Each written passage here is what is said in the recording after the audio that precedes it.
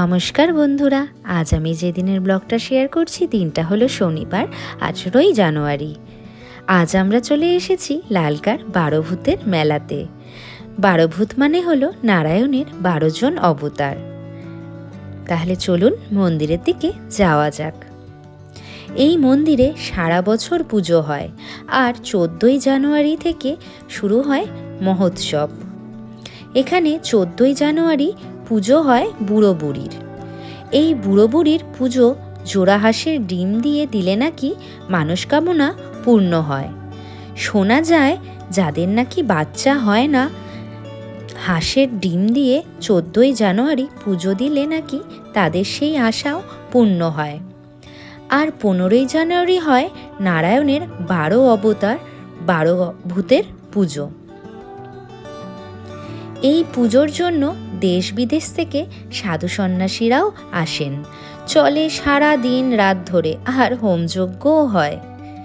এনারা হলেন 12 জন অবতার। আর এই পুজোকে ঘিরে বসে বিশাল মেলা। এনাদের প্রত্যেকেরই পুজো হয়।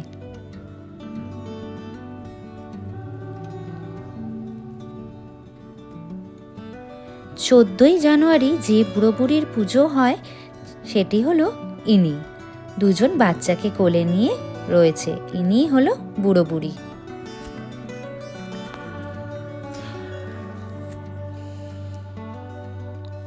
আর এখানে এই সন্ন্যাসীরা এসেছেন, আর পেছন দিকে চলছে প্রোগ্রাম। মন্দিরের ঠিক উল্টো দিকেই যুবক সংঘের ক্লাবের মাঠে হয় এই বারোভূতের মেলা। এই বছর এই মেলা 75 বছর পূর্ণ হলো। এই জন্য এবছর এই মেলা চলবে আরও বেশি দিন। অন্যান্যবার না এই মেলাটা চলে 15 তারিখ থেকে 21 তারিখ পর্যন্ত, এবার চলবে 26 তারিখ পর্যন্ত। মেলার মধ্যে ঢুকে তো খিদে পেয়ে গেছে, তাই জন্য নিয়ে নিলাম কুল্লার পিৎজা। আর মেলাতে আসলে আমাদের তো খেতে হবেই ফুচকা আর পাপড়ি চাট, যেটা না খেলে মেলায় এসছি মনেই হয় না।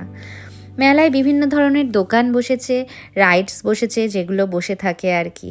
আর অনেক ধরনেরই রাইডস দেখতে পেলাম মেলাতে। পাপড়ি চাট ফুচকা খেয়ে একটুখানি কেনাকাটি করে আমরা আবার রওনা দিলাম বাড়ির পথে। তাহলে চলুন যাওয়া যাক। আবার আপনাদের সাথে দেখা হবে পরবর্তী ব্লগে। ততক্ষণ কিন্তু অবশ্যই আপনারা সবাই আমার সাথে থাকবেন, আর ভালো লাগলে একটা লাইক করতে কিন্তু ভুলবেন না। সবাই সুস্থ থাকুন, ভালো থাকুন।